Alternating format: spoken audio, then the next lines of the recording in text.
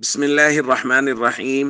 अन मुहम्मद इब्न खालिद अन अबीही अन जद्दीही क़ाल क़ाल रसूलुल्लाह सल्लल्लाहु तआला अलैहि वसल्लम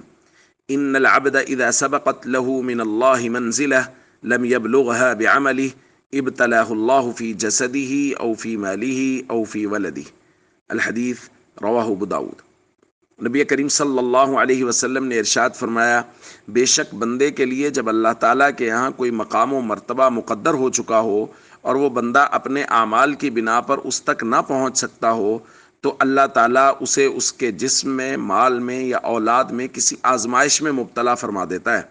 फिर सुम्मा सब्बरहु अला दालिक, अल्लाह उसे सब्र की तौफीक देता है, हत्ता युबल्लिगहुल मंजिलतल्लती सबक़त लहू मिनल्लाहि ताला, यहाँ तक कि उस सब्र के बदले अल्लाह उसको वो मर्तबा और मकाम अता फरमा देता है जो अल्लाह ने अपने इल्म के मुताबिक तय कर रखा है।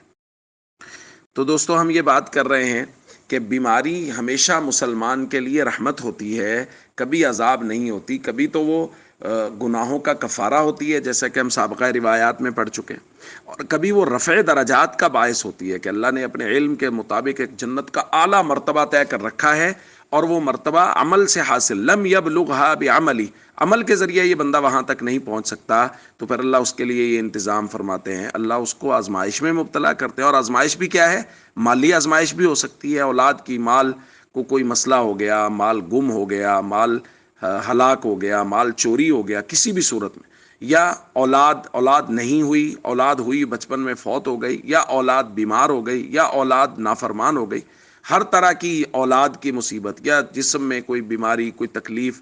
तो इस पर ये सब्र करता है, तो अल्लाह इस सब्र के बदले में इसको जन्नत का वो आला मकाम अता फरमा देता है जो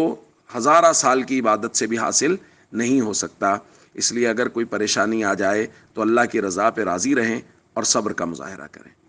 अस्सलामु अलैकुम वरहमतुल्लाहि वबरकातुहू।